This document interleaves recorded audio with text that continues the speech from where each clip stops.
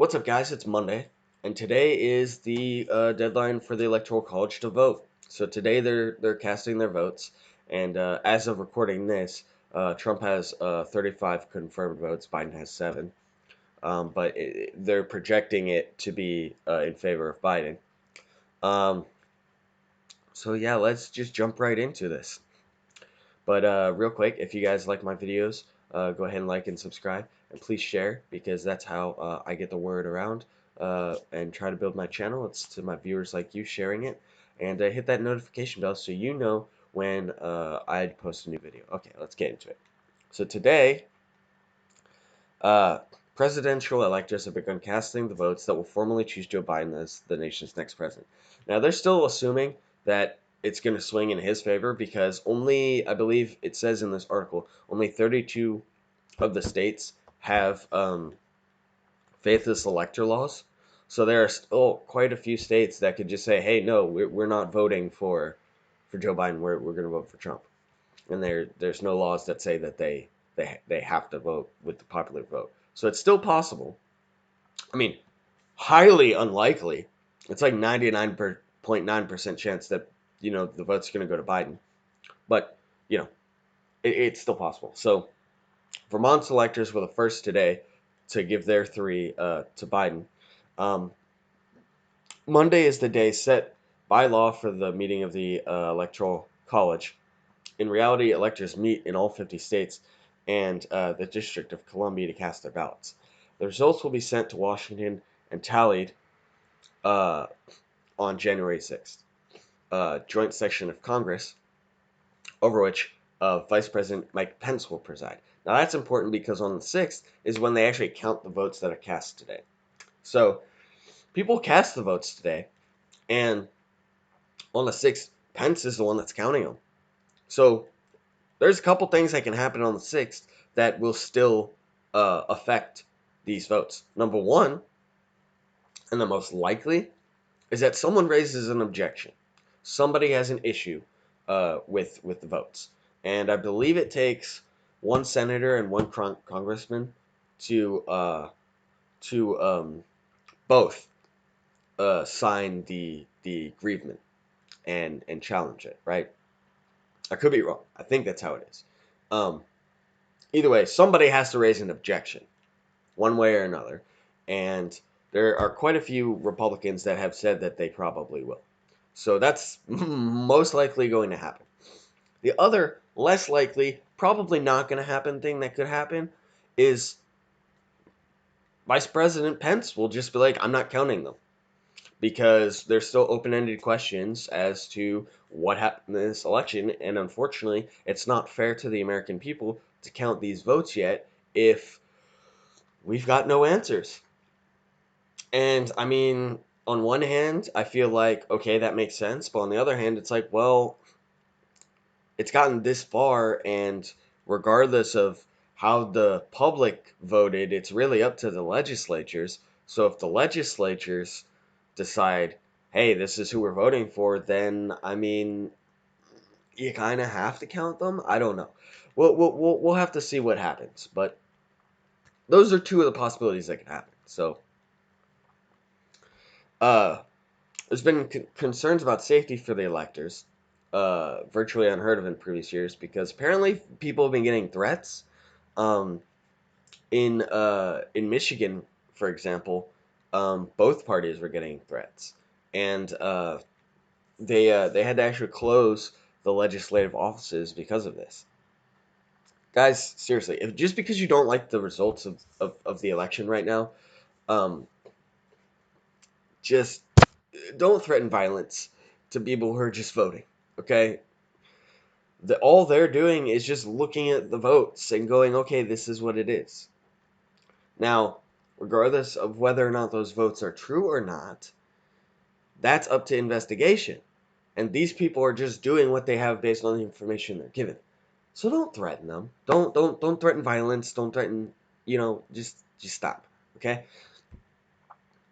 Because we've already got enough of that going around with I think we had those stupid protests in DC over the weekend where Proud Boys and Antifa clashed and like 8 people ended up in the hospital. Okay, so we've got enough violence going around. Stop threatening public officials like this. Okay, the decision was not made because of the anticipated protests, but was made because of credible threats of violence. So it's not like they were just like, oh, thinking, okay, well, there's going to be protests, there might be violence. No, no, no.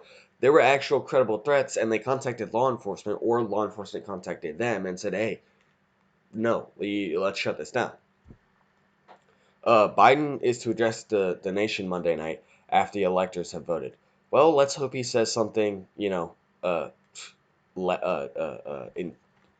intelligent, uh, or even articulable at all, because quite honestly, a lot of the stuff he says makes no sense. So here's to hoping that at least half of his speech makes any sense. Meanwhile, Trump is clinging to his claims that he won the election.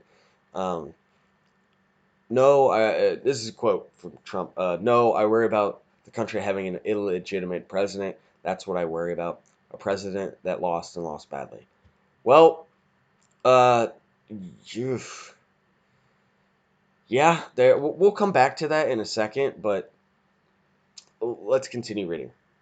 Following the weeks of Republican legal challenges that were easily dismissed by judges, Trump and Republican allies tried to persuade the Supreme Court last week, and this was, I believe, the Texas suit, to set aside 62 electoral votes in 4 states. Okay, the justices rejected the effort on Friday. They didn't reject it.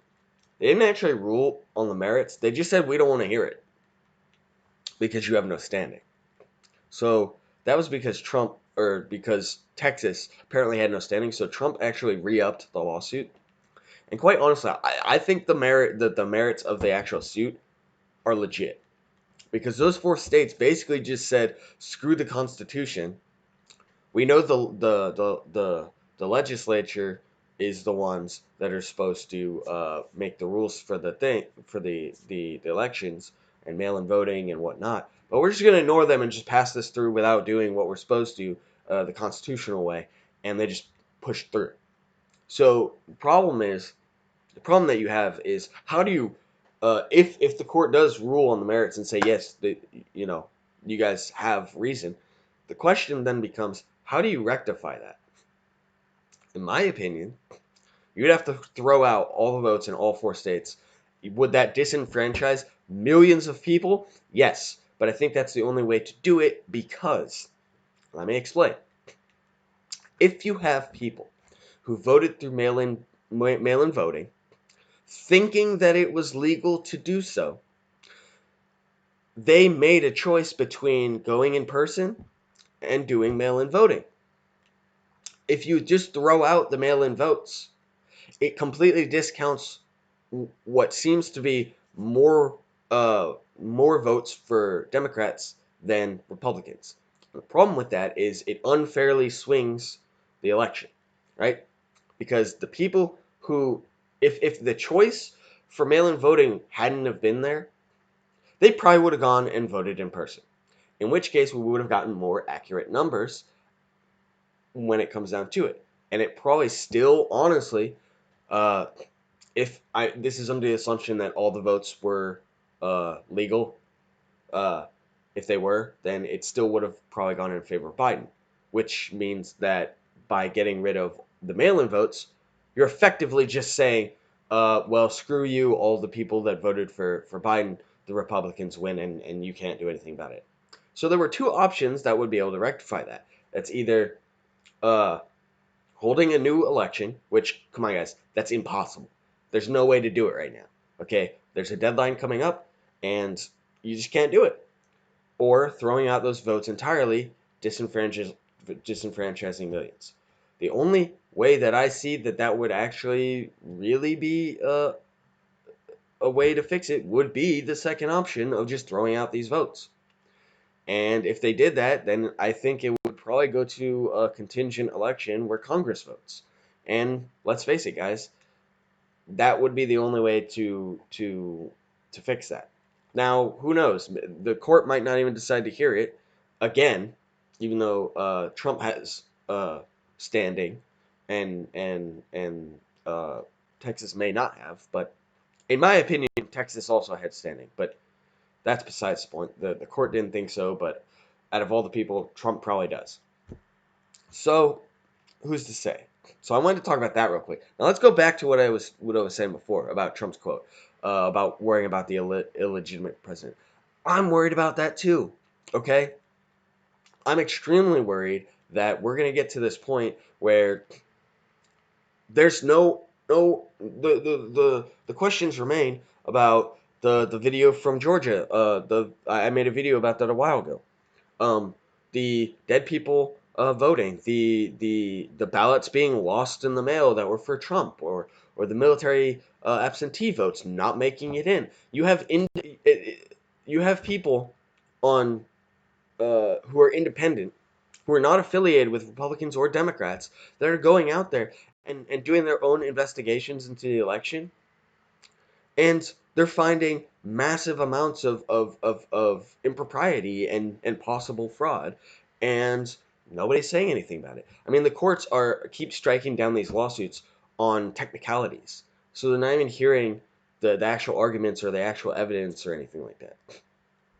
And when you get courts that just won't even bother hearing the evidence, then we've got an issue, because then you have 74 million people voted for Trump. You've got like 74 million people who are going to sit here and go, "Oh, Biden's not my president." The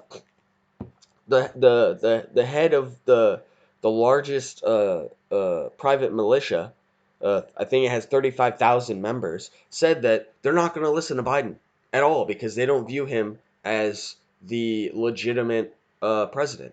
So when you have such division, there's a problem, because you've got one side that says he's the president and one side that says no, he actually stole it, he's corrupt, which in my opinion Biden is corrupt, as we've seen with the dealings with China and Ukraine and all that stuff. But besides that point,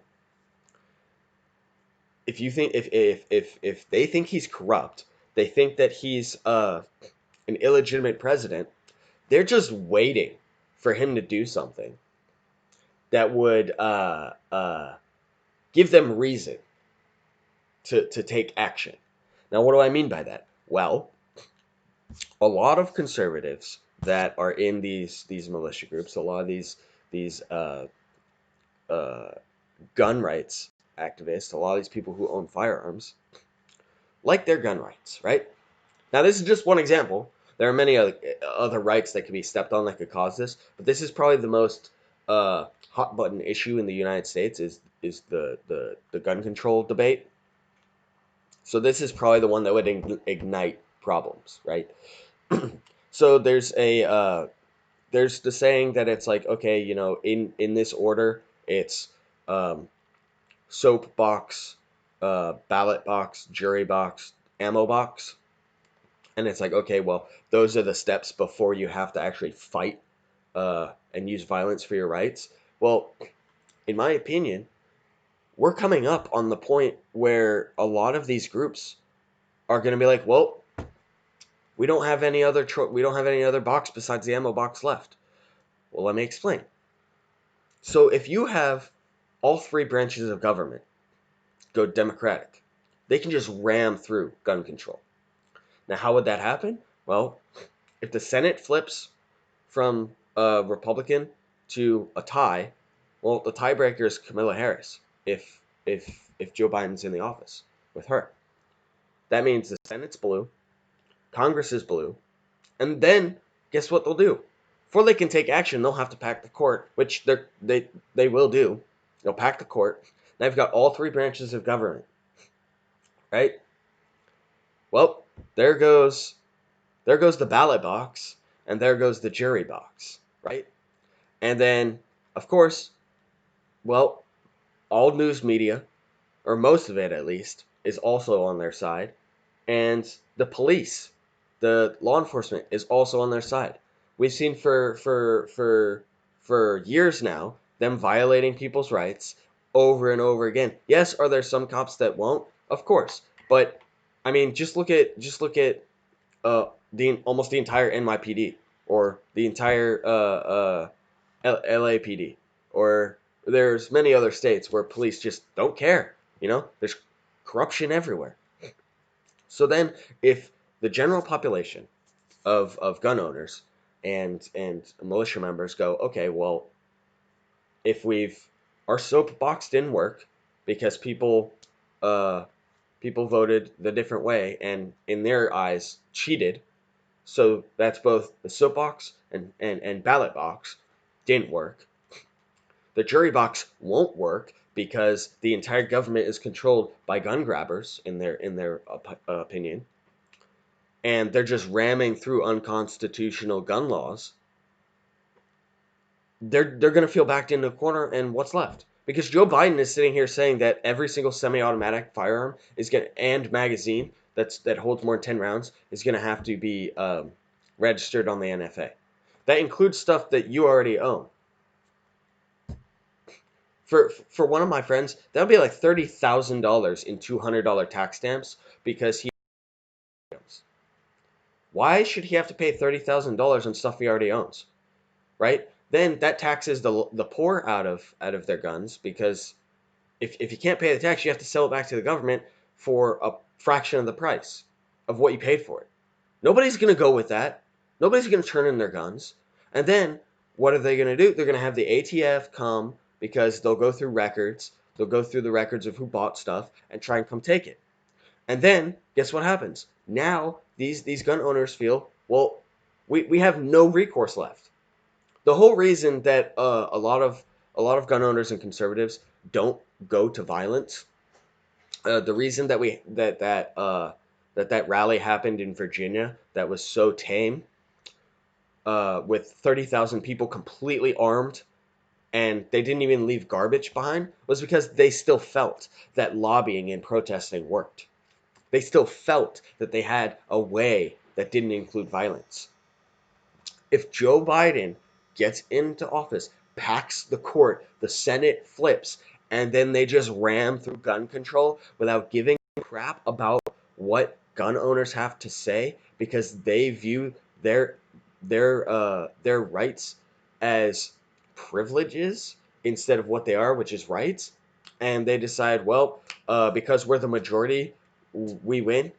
See, the thing is, we're not a democracy, we're a constitutional republic, right? So they should not be able to just ram this stuff through, because they're supposed to protect the minority viewpoint as well in a republic. But they probably won't. And if that's the case, then I'm very worried about what will happen. People will start saying, you know what, we don't have a choice. We have to defend our rights with violence. And that nobody wants to happen. I sure as heck don't want that to happen. But it's looking more and more like a possibility. So when people ask me, where do you see the United States in 6 months to a year? Honestly, I don't have an actual idea, but my gut feeling says it's going to be extremely bad. And so I don't know. And even if none of this happens, Biden still wants to institute lockdowns, which means if he doesn't pass gun control, right, he's still going to try for those lockdowns, which means a lot more of you are going to lose your jobs. So regardless of whether or not it's Civil War II, or it's tons of people are out of jobs and poverty is everywhere, what I'm saying to you is prepare. Get medical supplies, get food on Amazon, or really anywhere you can buy those 90-day food supply kits. Get them now. Get them now, because you're gonna see if you lose your job, how are you gonna pay for food?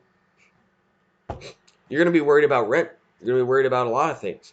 But if you have stockpile of food, then that's one less expense that you have, that you can maybe last a little bit longer paying rent. Okay? If everything hits the fan, at least you have supplies. So I'm not trying to be an alarmist or doomsday or anything, but I hope you guys can see what I'm saying when it comes down to it, because there's it's kind of like there's like 5-6 different ways this could go, and we're right here. But there's 5 or 6 different stories that could happen, and we're just waiting to see which branch it takes. Anyway, I'll stop here, guys. Thank you guys for watching, and I'll see you guys tomorrow.